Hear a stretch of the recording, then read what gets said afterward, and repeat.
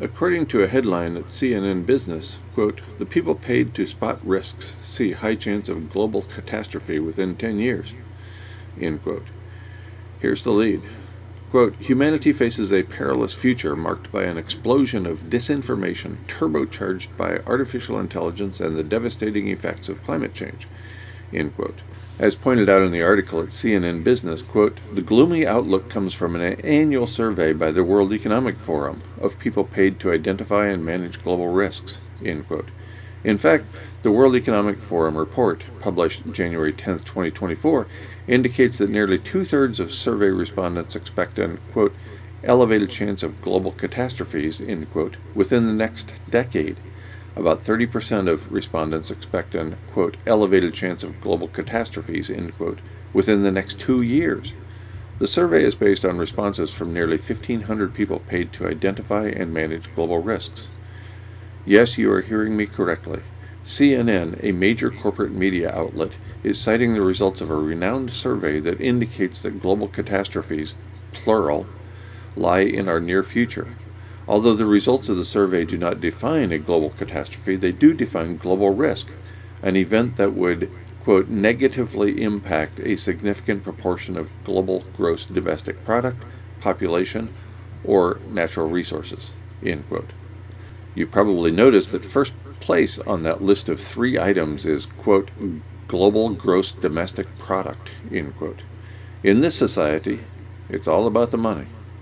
Second place on the list of 3 items is held by population. Although no clarity is provided, I'm pretty sure the report is referencing the human population. After all, most humans are typically unconcerned about non-human species. Few humans acknowledge that our bodies are comprised of many species, or that our ability to access the air we breathe, clean water, and healthy food depend completely on non-human species. Third place on that list of 3 items is held by natural resources. Because natural resources are a source of money when exploited by humans, it is a small wonder natural resources are high on the list of priorities. In other words, the 1,490 people surveyed by the World Economic Forum value money, the continued growth of the human population, and the natural resources that serve as a source of money.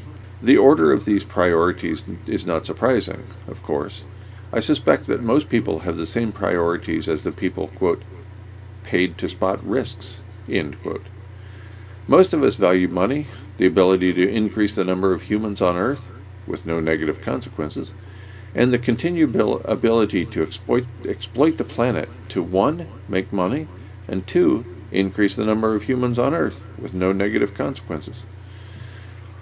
Given these priorities, is it any wonder we face global catastrophes in the near term? Of course not.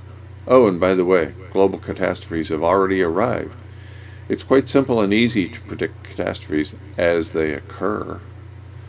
You need not look far to see evidence of fires, tornadoes, hurricanes, droughts, floods, shrinking sea ice, melting snowpacks and glaciers, increased volcanism and earthquakes, rising sea level, and a mass extinction event. Each of these results from abrupt, irreversible climate change. As I have reported frequently in this space, governments of the world agree that we are in the midst of the most rapid change in the environment in planetary history. As I have reported frequently in this space, governments of the world agree that climate change is irreversible.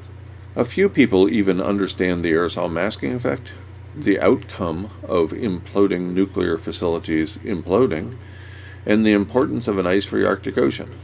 Unfortunately, virtually none of these few people are willing to share this important information. Few people want to bring bad news. Even fewer people want to receive bad news. Just as we deny our own individual deaths, we also deny the extinction of our species. Just as denying our deaths is unhelpful, denying our impending extinction serves no positive purpose. The continued denial of evidence prevents us from living fully, with intention. The continued denial of evidence prevents us from acknowledging and communicating the reality we face. Imagine if you could talk about reality every day, with no negative consequences. Imagine your ability to accept your death and even to talk openly about it. Imagine not being disowned by your family and friends for speaking about evidence. Oh, and imagine this. Your friends and family never owned you anyway. By any measure, human lives are short. Marcus Aurelius offers advice regarding our short lives in his Meditations. 3 lines come to mind. 1, quote, "It is not death that a man should fear, but he should fear never beginning to live," end quote. Were he writing today, I'm pretty sure Aurelius would include all humans, not merely men. 2, quote, "Live each day as though it were your last, without turmoil, without listlessness, and without pretense," end quote. And 3, quote, "Never forget that it takes very little to live a fulfilled and happy life," end quote. I recognize that some days are better than others. I suspect most of us have had terrible experiences. We, the people, will never be monetarily wealthy. We will never enjoy the privileges of the rich. On the other hand, it is within us, at least most of us, to pursue the, quote, "fulfilled and happy life," end quote, to which Aurelius refers. Occasionally we might even capture this life, if only for a few moments.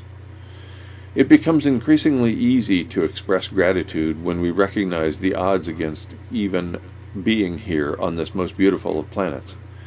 Seize the day. Seize the moment. Amor fati. These are orders from yourself to yourself.